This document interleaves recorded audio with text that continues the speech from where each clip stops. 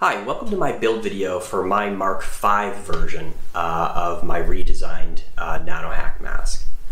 Now, before we go any deeper, I just want to get two things out of the way up front. Number one, if you have not watched the intro video to this video series, you should really stop right now and go watch it. It introduces the reasons why I felt I needed to redesign the NanoHack mask and my design goals, and it gives you a good context to understand what you should and shouldn't expect of this mask, and it's important, so you should watch it.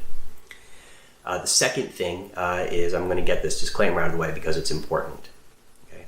I am not a scientist, I am not a medical professional, and I am not an engineer, and I don't actually know if any of the designs or ideas that I'm presenting here are actually functional, or whether in the worst case they might actually be dangerous. But I'm providing them anyway in this emergency situation because we don't really have access to the things that we would need, and it's the best I can do. Okay. So with those two things out of the way, let's start just by talking about the older masks here for a second. So this is the Mark II, and this is the Mark IV from my previous videos. And after I finished those videos, I didn't really know if there was going to be a Mark V because I couldn't figure out what kind of problem I would be trying to solve. The Mark IV was pretty much perfect as far as what I needed from it, and I couldn't really figure out what I wanted to improve on it. So I had some friends and some family request some masks, and so I printed up 3D parts, I put them up, boxed them up, and I sent them off, and I sent them links to the videos so that they could, finish crafting and or could craft the masks and fit them. And what I noticed was that crafting it was a lot harder for them than I had initially thought. I may have underestimated the difficulty, even though I did make over 2 hours of build tutorials and tried to really get into all the different ways to do it. It's still pretty difficult to craft one of those things. And so it was at that point that I started thinking, well, if there was going to be a Mark V, I guess the Mark V would ideally find a way to actually take the capabilities of the Mark IV, the TPU gasket, and put it in a package that was easier to actually craft than a Mark II. And that if I could come up with a design concept that would sort of accomplish both of those things, then that would be worth a Mark V design. And so, here it is. This is my Mark V mask. Now, initially, superficially, you may notice that this particular one has 2 filter cylinders and the others had 1. That's not actually a requirement of the Mark V. I provided shells in the design files for single or dual filter holders, and you can build a Mark II or a Mark IV with the dual filter holders just as easy as the Mark V. So that's not specific to the Mark V. You may notice that the seams up here on the nose are not closed up on the Mark V. That's a superficial difference. And then if you take a look at the back here, you may notice if you compare it to the Mark IV that the TPU gasket, which is a new file, it's a new design, is wider. And it has less cuts and less flaps in it than the Mark IV one did. Okay, that's a superficial change that you can see pretty easily on here as well. But the real big changes to this are actually in sort of the method of fabrication, and then the way that I'm going to structure the videos as well. I'm going to go through this video, which is going to be for the person who's doing the 3D printing and the installation and assembly of the mask. And then I'm going to stop and I'm going to do another video, and that video is going to be for the person receiving the now pre-assembled mask, and how to take that pre-assembled mask and just do the last bits, which is just personalization and fitting of the mask. Okay, because that's the purpose of this thing, and I'm going to really sort of formalize that by splitting it into 2. So before we go on, I drone on any longer, why don't we just go and start downloading some 3D files to print this thing. Here we are at thingiverse.com. That's thingiverse.com. That's MakerBot's sort of download and catalog website for 3D printing. And we're going to try to get my design files here. And the easiest way to get to my design files is to just do a search for my username, which is B as in Bradley, J as in Jason, F as in Friedman, 200. That's BJF200. Okay, and we do that search, and it should just pop up my files here, which it has. And to get all the parts for a Mark V, we're actually going to pull all of these. Okay, so Over here on the right is the NanoHack cloth filter holder, and that's also going to have not just files for the filter holders, but also for the O-rings are going to be in there. We're going to pull the NanoHack styled face gasket, which at this point has both the Mark IV and the Mark V gaskets in it, so I will pull all of those files. I want the My NanoHack redesign, which is the outer shell, and this one will have both the single and the dual filter holders in it, so you should pull all of those files. We want the NanoHack filter cap with more flow and handle, which is right here and hasn't actually changed much since I designed it at first. And then also the mask adjuster flattened, which is just a modified version of something that HP, Hewlett-Packard, actually provided. I didn't design this, I just modified it. I flattened out the bottom so that it would print better so it didn't require supports. Okay, so we're going to pull all 5 of those files down your system, and then we'll move into trying to go and slice them up. Right, so here I am inside the slicing software for my 3D printer, which is the Prusa i3 Mark III's with an MMU2S. This is not going to be a 3D printing tutorial per se, so my choice of slicer and printer don't matter all that much, and I'm not really going to talk too much about the specifics of 3D printing. But I do want to get this build plate set up and talk about some of the issues that might come up when you are generically getting this stuff ready to print. Okay, so first I'm going to go get the mask shell and put it down. Okay, and there it is. Now I have pulled in the version with 2 filter cylinders because these days I'm working with filter materials that offer up a little bit more resistance than some of the ones I've been using in the past. But you can just as easily make a single filter cylinder version of this, and in many cases you may prefer it. Okay, now the next thing I'm going to do is I'm going to go bring in some filters rings. Okay, and they have popped in. I'm just leveling them out here. So I have brought in 2 different filter sets here. One is single ply and one is dual ply. Realistically, when you're doing this for real, you're probably just going to take a plate and fill it up with rings and print out a whole bunch of them, but I'm throwing them on this plate for demonstration purposes. Also, you may notice I have brought in the offset versions, which have these little sort of like parapets cut into them. I updated that design at some point along the way because I feel like it keeps, when these things slam into the end of the cap, these little offsets here sort of keep it from blocking the inlets, which I didn't think was really a big problem prior, but it reduces the chance of that happening. So I'm printing out a single ply and a dual ply of both the offsets, but all the other ones still work and you can use them as well. And then the last thing I'm going to get in here for my sort of hard plastic print is going to be the cap. All right, and that pops in, and we'll lay out again. And the cap hasn't changed at all from the earlier videos. It's exactly it was. So in previous videos, I had doing all my printing in PLA. However, since then, I've actually moved on to printing all of this stuff in PETG. They still work in PLA, and if it's what you've got, you should use it. But I find that PETG is more flexible and stronger and generally a more convenient plastic.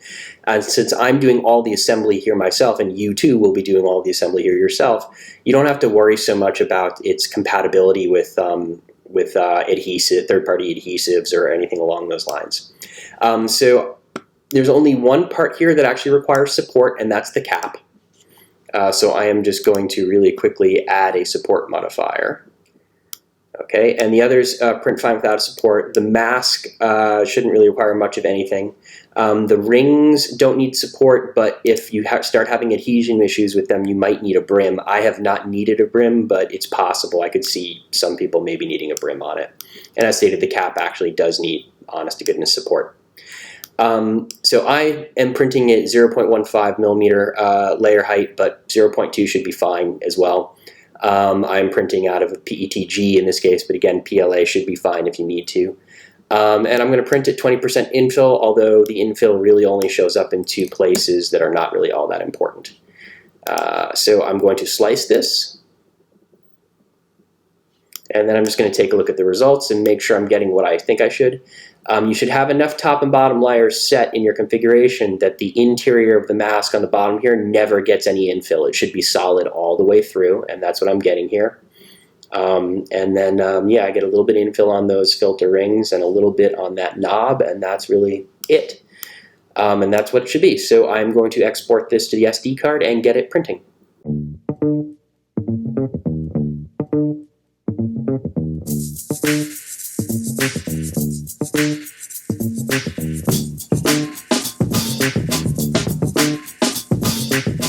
Okay, now that we've printed out the sort of hard plastic parts, we're going to move on to printing out the soft plastic parts of the mask. So the first thing I'm going to do is I'm going to go and get the new gasket for the Mark V. Okay, now the new gasket is the one that's marked gasket 7 here, and in the description I describe quite a bit about it. You'll notice that it basically seems wider and simpler. It doesn't have all the cuts and flaps in it. Instead, it's just a wide single piece all around. Okay, so that's the gasket that we want to print. And then I'm also going to bring in the O-ring, which is sitting in the same directory of files that you had got the filter holders. Okay, and the O-ring pops in there, and it's going to lay them out, and it should be fine. So neither of these require any support. There's nothing really magical to either of them. As I usually point out, I will just point out here, printing flexibles is not the easiest thing in the world, but since this is not a full 3D printing tutorial, I'm not going to go too deep into it, except to condense what I had said earlier, which is to say I can't print some of the more elastic flexibles off of my printer. I use a flexible that is quite flexible but is not very elastic, and that allows my printer to print. These designs are really premised on flexibility. They're not premised on elasticity. So if it makes it easier for you to print in something that's not elastic but is just flexible, I'd say go for it. It should work fine. Okay, so I'm going to really quickly just change this over to the preset that I use for flexibles. I'm printing at 0.15 millimeter layer height. 0.2 should work fine. There's no reason why you can't. I'm setting infill to 20, but I don't think either of these things really infill except maybe a little bit on the O-ring, but it doesn't really matter. And so I'm just going to slice them and make sure they're not doing anything crazy, and they are not. Keep in mind, if you printed out the dual filter cylinder version of the mask, that you will need 2 O-rings. And realistically, again, it's like you probably just want to set a bunch of fill up a whole plate with O-rings. You probably don't want to just do a couple like this. This is just for demonstration purposes. Anyhow, I'm going to export this to an SD card and get this printing.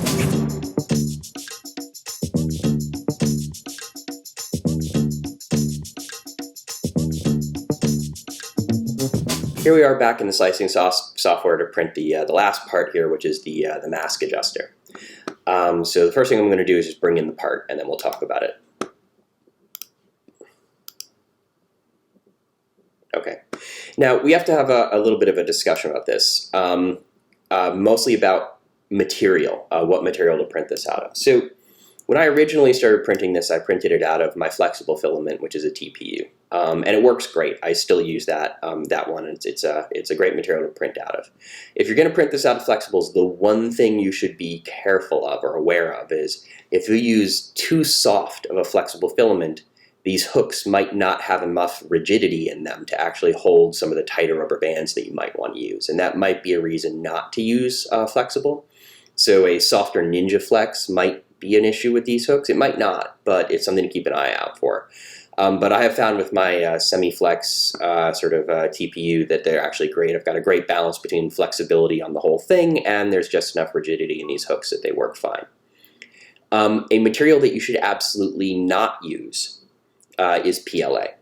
Okay, and the problem I have found, and I demoed this in the Mark IV video, and if you want to see it actually printed out of PLA and see it fail, just watch the Mark IV video and fast forward to this section, to the mask adjuster section, and you'll see me show it snapping. Okay, the problem with PLA is that it gets brittle, and it may not seem brittle when you first print it. That's only really because all the water has usually come out of it during the printing process. However, PLA picks up water from the atmosphere. It's hygroscopic, and when it takes on that water, it gets brittle. It likes to snap, especially thin parts like this. Okay. And a mask adjuster snapping on somebody who's like in an environment where they're trying to stay safe is a bit of a disaster. So I just don't think PLA is actually an appropriate or safe material for this part. Okay.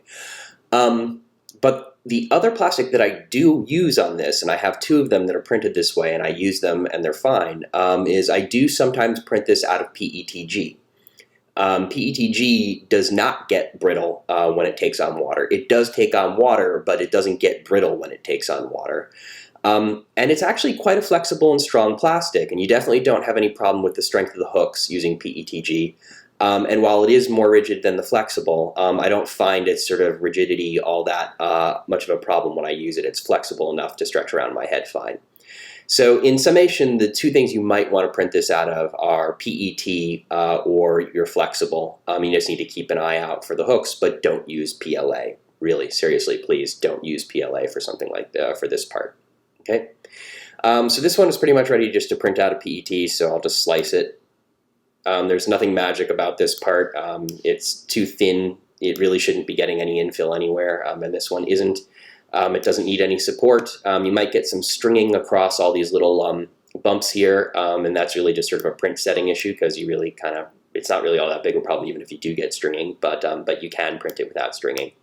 So that's it. I will export this to the SD card and get it printed off as well. All right, so you might be expecting at this point that I'm going to thermoform the mask if you've watched the Mark II and the Mark IV videos, but that is not actually the next step anymore. As I said, the big changes to this are the way that we assemble it so that we here, the 3D printer / makers, can actually pre-assemble this before we send it to anyone to do custom fitting. So the next step is actually going to be the first part of 2 parts of attaching the gasket. There's a step 1 and there's a step 2, and there's something we do in the middle when it comes to attaching the gasket. So we're going to take a flat mask that has not been thermoformed at all and begin attaching the gasket to it this way. And bonus, it's a lot easier to do it this way than I did it with the Mark IV video. Okay, so we're going to flip the mask so that the back is facing up. We're going to take our freshly painted gasket here. We're just going to drop it on the top here and work on lining it up. So what we're going to do is we're going to basically seam it to this thing all the way around the top half, and just before come around these vents or a single vent if you have one. And we're going to stop about 2 centimeters short of the bottom of the vent. We're going to stop fixing air. So the landmarks are that they should go around the vents.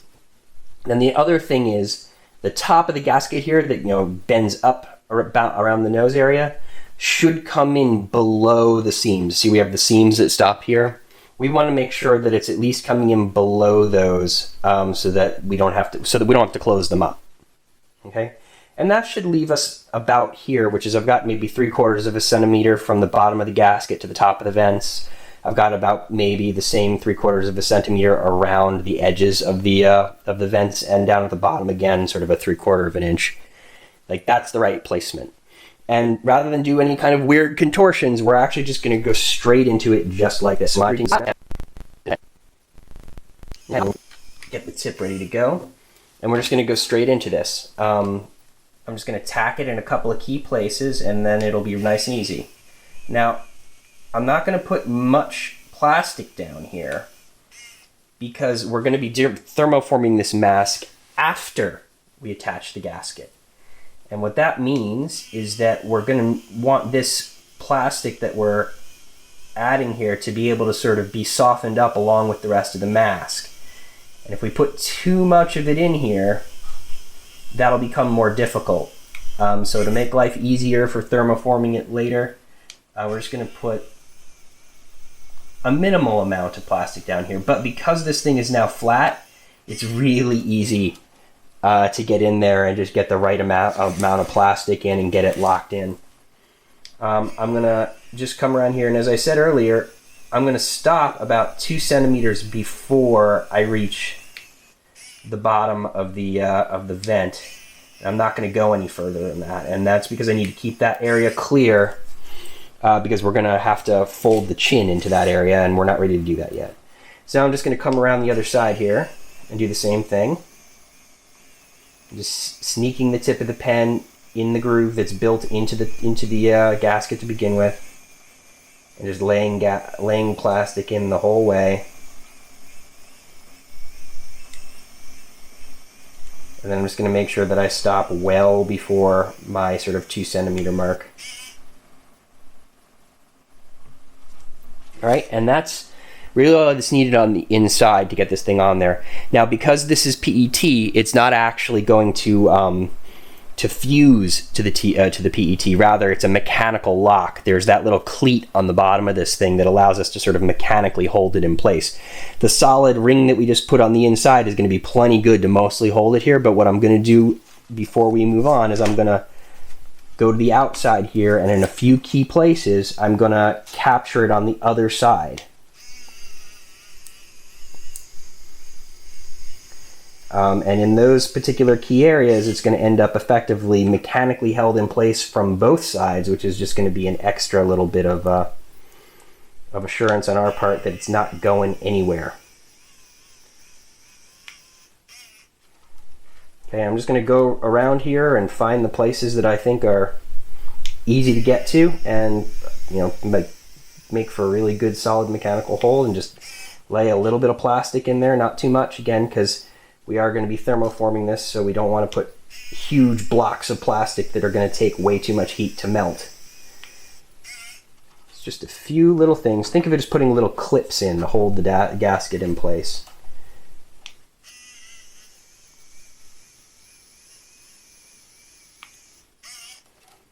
Okay, and then one last one right here.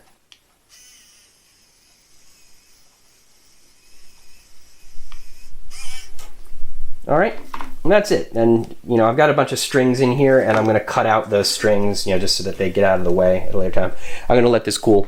So that's the first part of installing the gasket, and as you saw, that was way easier than it used to be on the earlier masks. We're going to move on to the next step, which is going to be actually doing the basic technical thermoforming of the mask, the assembly part of thermoforming, and then we'll come back and finish up the gasket. Okay, so before we move into thermoforming the mask, I want to talk about sort of measurements, because again, the purpose of the Mark V is to be something that you're going to make for someone else and probably end up shipping out. And we're doing most of the assembly and the initial thermoforming here, so you're not going to have their face to actually mold it to. That you're going to have to do that sort of remotely.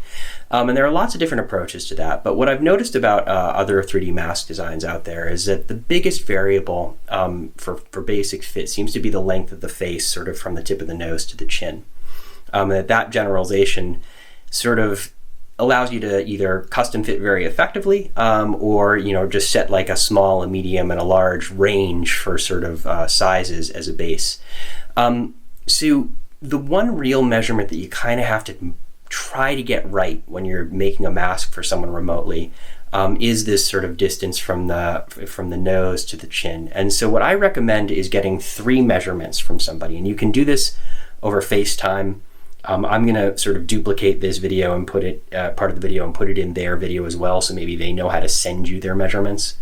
But I'm just going to show you how it works here. I've got a ruler here that has a centimeter scale on it, and I'm going to put the tip of the 0 at the very sort of middle tip of my nose, the part of my nose that I think is just going to end up flush, flat at the bottom of the nose cup. Okay, and then I'm just letting the scale go down to the bottom of my chin. I've got a mirror here, but you're looking directly at me, so it probably seems easier for you.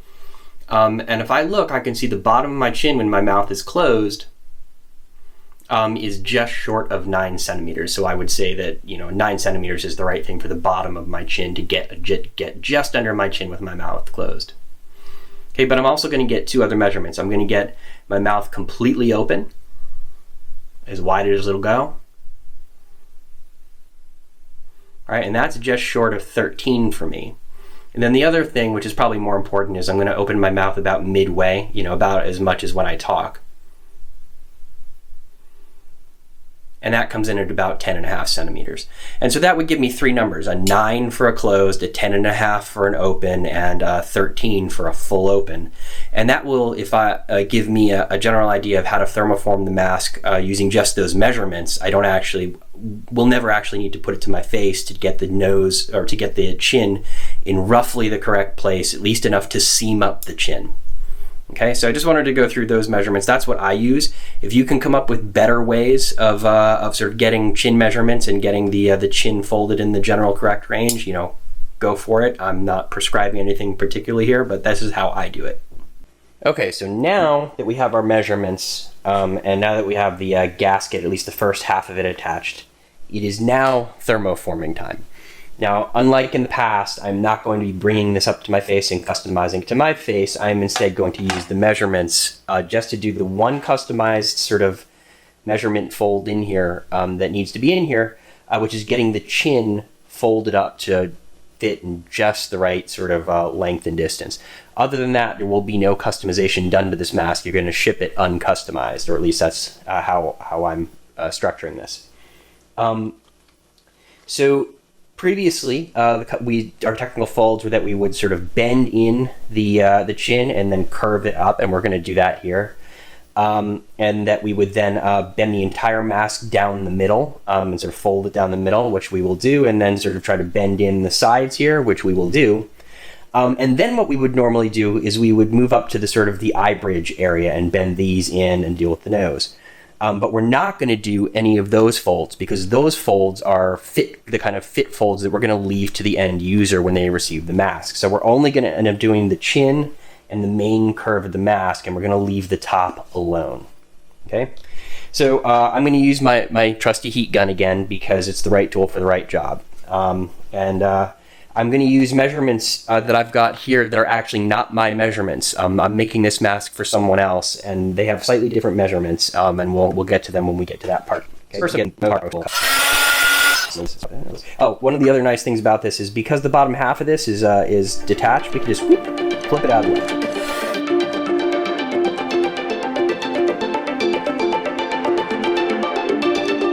Now we can let go of that. Now, before we actually start, stressing too much on where that thing falls, I'm actually going to bend the whole mask in, which will allow us to have sort of most of those things in place to then worry about the measurements. So now I'm going to try to bend this thing just short of 90 degrees.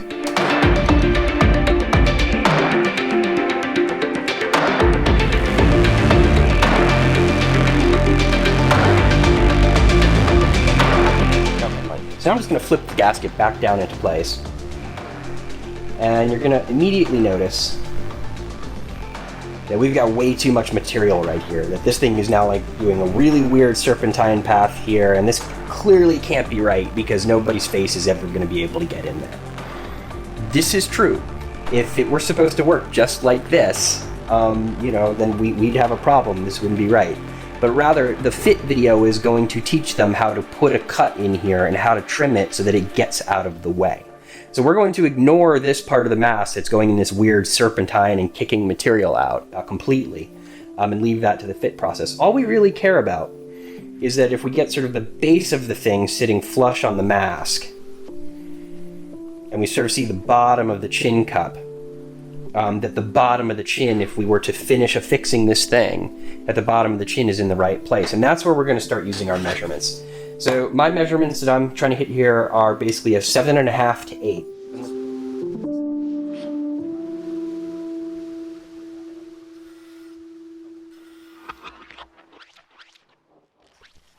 Okay. And now, I'll just measure it out again and see how that works. I feel a little bit better about that. The mid-open was around 9, and it looks like there's plenty of 9 for the mid-open, and the full open was 13, and I like to put it so that the tip of their chin is at the very bottom of the gasket on that. So that gives me a good landmark for where the gasket really belongs. Looks like this is about right. I think what I'm going to do is I'm just going to sort of melt out these wings a bit and sort of push them a little bit flush. I think I'm also going to bend the mask in a little bit more.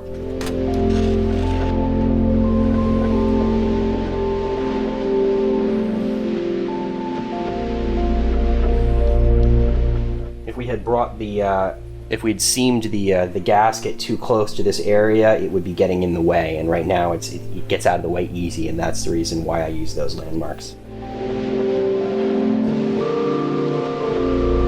All right, so that looks like it'll be fine. The one last thing that I want to do, therefore, before we seam it up, is bend these parts of the mask in around the face.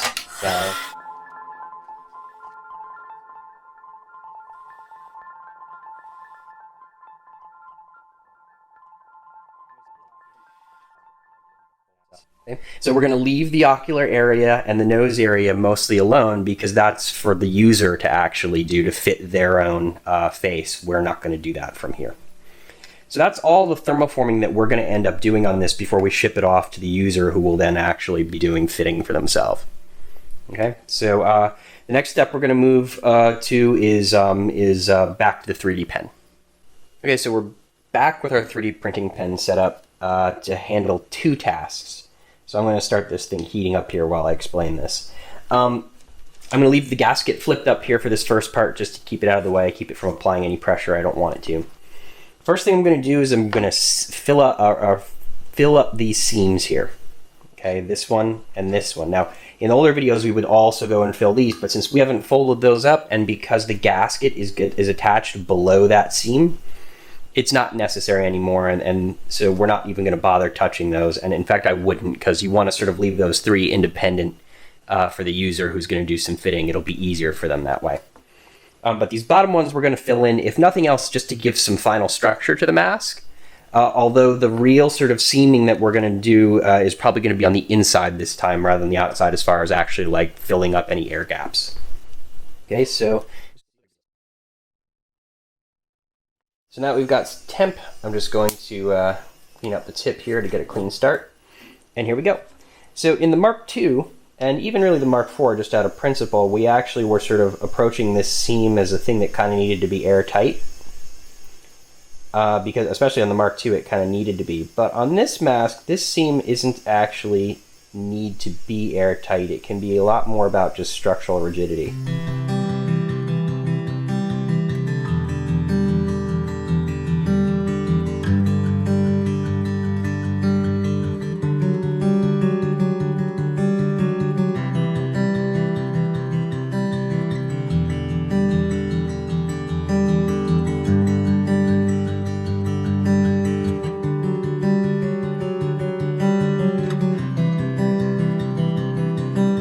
Okay, there you go. So those two seams, you know, it's ugly but functional. Again, in this version of the mask, those things are not really so much about creating seal as they are about sort of giving structural rigidity to the mask.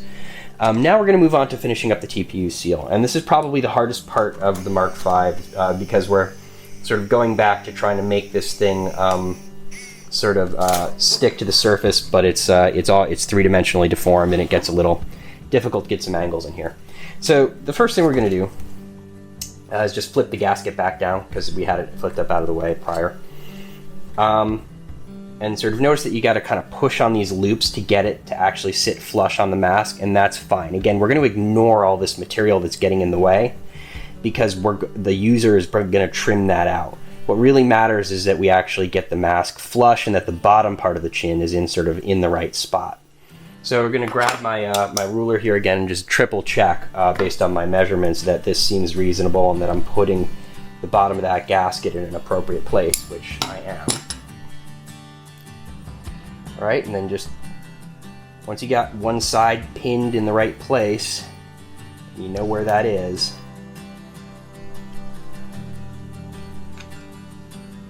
Hold it there, whatever it takes, and then get that pen in there and start jamming plastic in to tack it in place.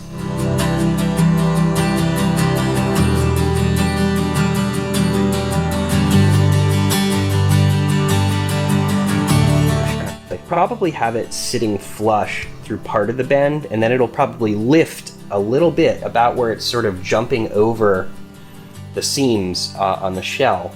And then it'll sort of come flush again. So it's perfectly fine to just go in and sort of the parts that it's currently flush and it's where you want it to be, just go in and shore that up with some extra plastic. And then the parts where it's jumping and it's a little bit in the air, that's where you're going to have to build up a little bit because we really are depending on this seam on the inside to be correct.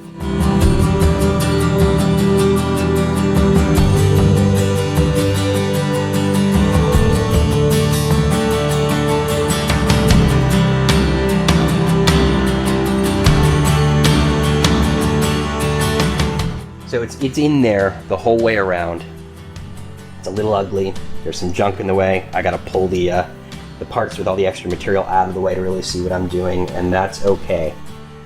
But what you want to do now is just do one last little introspection around here and see if there are any parts that might not actually be sealed, and jam some extra plastic in there just to make sure that you are getting a good seal. Now we have some maintenance tasks to do. First of all, we want to see if there's any convenient spots to sort of grab the gasket from the outside and put on clips. Remember, we did some little plastic clips on the outside when we did the first half of the gasket, and we want to kind of duplicate that here as well. So if there are any spots that are just wide open and you see, and you can be like, oh yeah, I could jam some plastic in there and grip it from the other side, now is the time.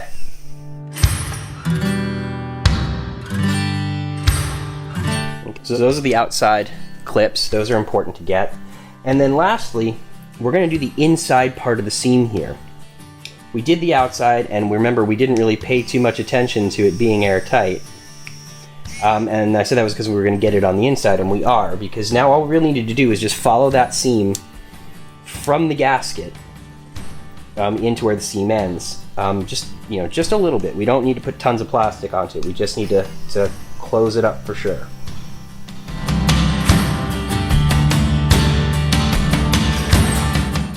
Now, give yourself a moment to let it cool, and then do a nice last inspection. Make sure that the thermoforming didn't detach any of the areas that you did earlier. Make sure there's absolutely nothing in there that you think might be a hole. Always better to have a bunch more plastic in there that you need to trim out than to have missed a spot. And yeah, that's pretty much it. It's a mess. You can take a heat gun to it, and a scissor to it to cut off some of these hairs, take a heat gun to it to smooth out some of this nasty stuff, and maybe fuse together some little parts that might have been problematic. But ain't much more to it than that. This thing is now pretty much ready to sanitize and then ship off. Alright, so here is the Mark V mask body that we've put a lot of effort into assembling and installing and getting ready to box up and ship off to our end user. And so really it is time to sanitize it and then box it up and send it off. But before we box it up and send it off, I want to talk about that word that I've used a few times now, which is sanitization. Okay. First of all, there is a difference between sanitization and sterilization. This is a consumer product. It's equivalent to effectively a respirator mask you might sell to someone out of Home Depot. Those device, a big old respirator mask with filters coming out of Home Depot isn't sterile, it's sanitary. And that's really the threshold we want to meet here. We want to deactivate any virus that might be on this thing and before it gets to the person on the other side. Okay. And just to highlight the difference, keep in mind, medical device manufacturers, when they actually work in a sterile environment, they wear a lot more than just masks and gloves. They work in a positive pressure environment that keeps the highly filtered and recycled air, from having other air from the outside seep in. The positive pressure pushes the rest of it out. And when they're done, that's not good enough for them. They usually put the medical device in a hermetically sealed packaging, and they take those devices, which are hermetically sealed, and they usually irradiate them. And the irradiation kills everything that's inside, might have gotten inside the hermetically sealed packaging. And that's sort of like a minimum. There are other ways to do it, but keep in mind, that's sanitization, and it is not reasonable for anybody 3D printing anything to actually reach sterilization protocols. Okay? Nonetheless, there are some zealots who've been running around 3D printing forums yelling at people that, oh my God, if you're not wearing a mask and gloves and you make these things, then you're gonna kill people. This, and for that matter, face shields and that kind of stuff. Again, I'm not really quite right. I consider that potentially deadly disinformation, and I'll give you a different example of deadly disinformation that will maybe make a little more sense. There is some disinformation, it's absolutely untrue, but I have seen it go around in fabricated emails that try to promote the idea that Listerine will kill the virus. Listerine will not kill the virus. It does not have a high enough alcohol content to do it. But the information is still being pushed. It's deadly disinformation because it creates a false sense of security. If someone reads that and believes it and then uses Listerine to disinfect, it doesn't kill the virus, and then they get the virus, and then they give it to some other people, and then statistically speaking, at some point, somebody dies. Okay?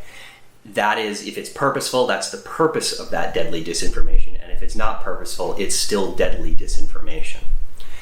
Telling 3D printers that all they need to do is wear gloves and a mask when they make stuff and then it'll be, 100% good to go is wrong. That is not good enough to actually sanitize one of these masks at all, as to just to try to have kept you from infecting it while you were making it. Now, if this object were of a type that there was nothing we could do to sanitize it after the fact, that would be a serious problem. But actually, this mask is very purposely designed to be easily sanitized using bleach and water.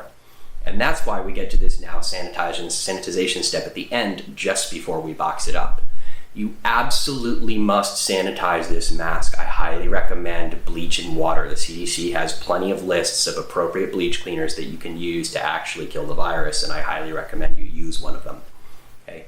Sanitize this before it goes out. If you want to wear a mask and gloves while you're sanitizing it and while you're boxing it, that would be perfectly fine. Just don't kid yourself into thinking that you can build this thing in a way where it never gets infected in the first place. Assume that when you're done with it, it is infected, and sanitize it as part of your boxing process. Now, that's the first way that this thing gets sanitized between you and the receiver. There are two other ways that this gets sanitized, and we want to try to have it sanitized all three ways. Okay, the second way that this gets sanitized, at least when I send them around, is I use UPS ground, which is a slower service. I want to make sure that this thing sits in the box for 2 to 3 days. Okay, I don't send it air, which would be shorter. I send it ground so that it's sitting there alone for 2 to 3 days.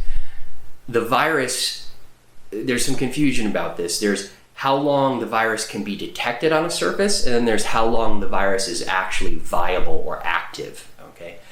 Most scientific research at this point shows that the virus isn't actually viable or active much past a day on just about any kind of surface.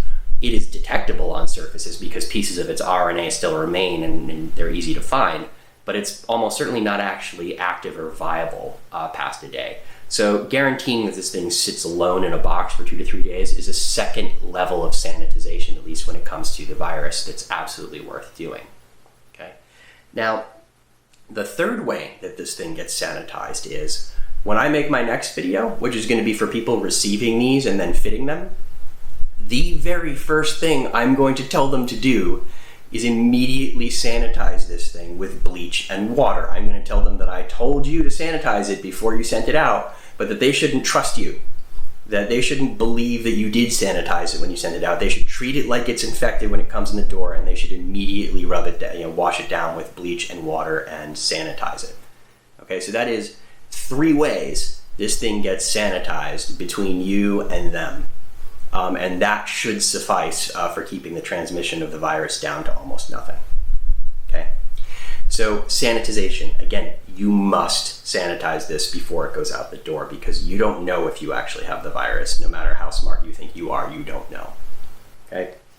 So once it's been sanitized and it's time to box it up, we just need to make sure we give them all the appropriate things. So remember, the caps. This is dual. This one has dual, so I need to give them at least 2 caps, but if you want to be nice, you might want to give them 3 or 4, just in case.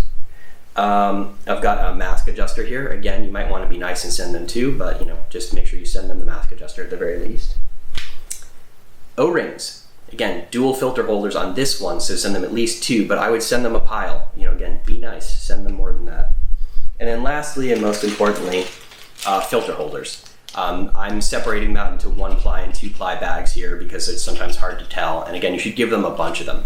Now, I have had 1 filter ring snap on me, and I don't know if that's a trend or not. It was a PLA ring. PLA does get quite brittle once it takes on water, so you should probably send them a bunch just on the theory that some of them might break at some point. Don't just send them 2 or 3 or 4. But also keep in mind, if you can print a more substantial plastic like a PET or an ABS, it might be worth it on the filter rings just to keep them from snapping. I've only had 1 snap, and I don't know if it's actually a problem beyond that. But anyhow, make sure you don't forget to send the filter rings.